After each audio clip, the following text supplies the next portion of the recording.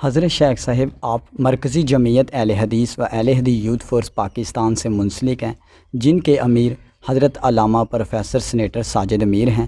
دوسری جماعتوں کے علاوہ اس جماعت میں آپ کو وہ کون سی خوبی نظر آئی جس کی وجہ سے آپ اس جماعت سے منسلک ہوئے؟ دراصل بات یہ ہے کہ مرکزی جمعیت اہل حدیث میں کہا کرتا ہوں کہ ایک ایسی جماعت ہے کہ جس کا کوئی بارڈر اور حد نہیں ہے۔ ہر چیز کی کوئی نہ کوئی حد ہوتی ہے۔ ملک ہے اور ہمارا ملک ہے، اس کی ایک حد ہے، لیکن مرکزی جمعیت ایسی جماعت ہے کہ یہ لامحدود جماعت ہے۔ عالمی انٹرنیشنل لیول پہ آپ دیکھیں گے کہ پوری دنیا میں آپ کو جو جماعت اہل سنہ والجماعہ کی اور سلف صالحین کے منہج پر چلنے والے لوگوں کی اگر آپ کو کوئی جماعت نظر آئے گی تو وہ مرکزی جمعیت اہل حدیث ہی ہے، اور میرا یہ موقف ہے کہ ہر کتاب و سنت پر چلنے والے شخص کو مرکزی جمعیت ہی جوائن کرنی چاہیے۔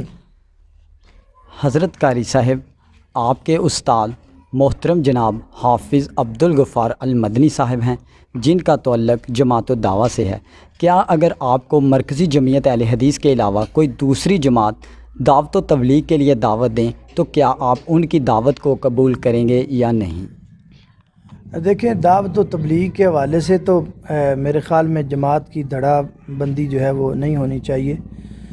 تو اس لیے دین کی تبلیغ کے لیے ہمیں کوئی بھی جس جگہ بھی بلائے ہم جانے کے لیے تیار ہیں، لیکن بعض دفعہ یہ ہوتا ہے کہ یہ باتیں ایسی ہیں، بہرحال آپ نے مجھ سے سوال کر لیا تو میں بتا رہا ہوں، ورنہ یہ منظر عام پہ کرنے والی باتیں نہیں ہیں، کیونکہ بعض دفعہ یہ ہوتا ہے کسی دوسرے دھڑے کے لوگ جو ہیں وہاں بلا لیا جاتا ہے، تو ان کے کچھ اور مقاصد بھی ہوتے ہیں، جس کی وجہ سے بعض دفعہ ہمیں پروگرام پہ جا کر بھی شرمندگی کا سامنا کرنا پڑتا ہے۔ اس لیے میں سمجھتا ہوں کہ ہمیں خالصتاً مرکزی جمعیت اہل حدیث کے ہی پروگرام جو ہیں وہ کرنے چاہیے، اور جتنے بھی لوگ ہیں، جیسے میں نے پہلے کہا کہ ہمیں ایک جماعت ہونا چاہیے۔ یہ جو آنے والے قیامت کے جتنے فتنے ہیں اس میں ہماری طاقت اور قوت اسی لیے کم ہے۔ اب حالیہ دنوں میں ہماری کیا قوت ہے؟ میرے خیال میں کچھ بھی نہیں ہے۔ اس کی سب سے مین وجہ یہی ہے کہ ہمارے دھڑے ہیں، ایک جماعت کے پتہ نہیں کتنے کتنے گروہ، بلکہ ایک مسجد میں ہم جہاں نماز پڑھتے ہیں وہ ایک مسجد میں نماز پڑھنے والے نمازیوں کے ہی 2-3 دھڑے ہوتے ہیں، ایک الگ ہوتا ہے، کچھ کا منہ کس طرف ہوتا ہے، کچھ کا منہ کسی طرف ہوتا ہے۔ ہمیں چاہیے کہ ہم سارے متفق ہو کر اور متحد ہو کر مرکزی جمعیت اہل حدیث کے پلیٹ فارم سے ہی پوری دنیا میں کام کریں۔ اللہ ہمیں اس کی توفیق دے۔ حضرت قاری صاحب، آپ اور آپ کے بھائی حضرت مولانا حسین مدنی صاحب ایک عالم دین ہیں۔ کیا اس کے علاوہ آپ کے اور بھی کوئی بھائی ہے جو کہ دین کی واضح تبلیغ میں اپنی زندگی بسر کر رہا ہو؟ دیکھیں، بھائی تو الحمدللہ ہم شروع سے ہمارا جو گھرانہ ہے وہ دین کے ساتھ ہی ریلیٹڈ ہے، اور باقی منظر عام پر تو میں ہی ہوں یا بھائی ہے مولانا محمد حسین صاحب، لیکن باقی الحمدللہ بھائی مسجد میں نمازیں جمعہ وغیرہ، جو مجھ سے چھوٹا ہے ڈاکٹر محمد زبیر صاحب، وہ بنگلہ گویرہ میں جو 2 جمعے میں نہیں پڑھاتا تو وہی ادھر پڑھاتا ہے، اور اس سے جو ہے چھوٹا شعیب ہے وہ بھی تقریباً اس جمعہ وغیرہ پڑھا لیتا ہے۔ دینی تعلیم اس نے بھی کچھ نہ کچھ حاصل کی ہے۔ الحمدللہ اللہ کا شکر ہے، ہمارا پورا گھرانہ جو ہے وہ دین کے ساتھ اس کا گہرا شروع سے ہی تعلق ہے الحمدللہ۔ کچھ عرصہ پہلے ایک وقت تھا کہ آپ ملک پاکستان کے عظیم نعت خواں تھے، اور اکثر نعت خواں میں آپ اپنا نمبر بھی دیا کرتے تھے کہ اگر قاری بنیامین کو کسی نے بلانا ہو تو اس نمبر پر رابطہ کر لیں۔ مگر دوسرا وقت یہ بھی آ گیا کہ اللہ تعالیٰ نے آپ کو اتنی عزت دی ہے کہ کچھ لوگوں کا موقف ہے کہ حضرت قاری صاحب کو بلانے کے لیے فون بھی کیا جائے تو اکثر وہ اٹینڈ نہیں کرتے۔ اس حوالے سے ایک وقت سے دوسرے وقت میں جو تبدیلی رونما ہوئی ہے، اس حوالے سے آپ ناظرین کو کیا پیغام دینا چاہتے ہیں جس کی وجہ سے ناظرین آپ سے زیادہ اور محبت کریں؟ بس ہوتا یہ ہے کہ بعض دفعہ لوگ ایسے ہی پروپیگنڈا کر دیتے ہیں کہ یہ اس طرح لوگوں میں مشہور ہو جاتا ہے نا کہ یہ جی فلاں خطیب کو بلانے کے لیے یہ کرنا پڑے گا، وہ کرنا پڑے گا۔ میرے خیال میں ڈائریکٹلی جب بات ہو جائے تو پھر درمیان سے بہت سارے خدشات نکل جاتے ہیں۔ مجھے ایک واقعہ یاد آیا کہ میں سندھ میں گیا نواب شاہ میں تقریر کے لیے، یہ 2 سال پہلے کی بات ہے۔ تو میں تقریر کر کے واپس آ گیا، تو اس کے بعد مجھے ایک بندے کا فون آیا، وہ کہنے لگا جی نواب شاہ کے قریب ایک گاؤں ہے، میں ادھر پروگرام رکھنا چاہتا ہوں، تو آپ جو ہے نا وہ ٹائم دیں۔ تو میں نے کہا بھائی میں چونکہ جانتا نہیں ہوں آپ کو، تو آپ وہاں کے ذمہ دار جو لوگ ہیں ان سے رابطہ کر لیں، تو پھر میں انشاءاللہ آ جاؤں گا۔ وہ پھر اس بات کو تقریباً 3-4 ماہ گزر گئے، 4-5 ماہ بعد اس کا فون آیا پھر۔ تو میں نے کہا بھئی اتنے ماہ کے بعد آپ نے فون کیا تو کیا وجہ بنی؟ اس نے کہا جی آپ نے جس کو بولا تھا، میں نے اس کو فون کیا تو اس نے کہا جی 80,000 روپیہ لگے گا، 80,000 روپیہ اگر آپ دیں گے تو پھر قاری بنیامین عابد صاحب جو ہے نا وہ آپ کے پاس آئیں گے، اس میں جو ہے ان کا خرچہ بھی ہوگا اور ان کا جو بائی ایئر ٹکٹ بھی ہوگا آنے جانے کا، یہ ہے وہ ہے۔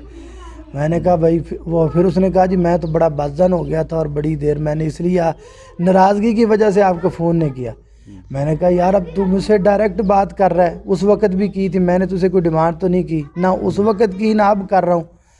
تو جب درمیان میں جو ہے کسی کو ڈال دیا جاتا ہے نا، تو تب میرے خیال میں مسئلہ خراب ہوتا ہے۔ ڈائریکٹلی کوئی باقی بندہ بشر ہے، بعض دفعہ فون نہیں بھی سنا جاتا بندے سے، مجبوری بھی ہوتی ہے۔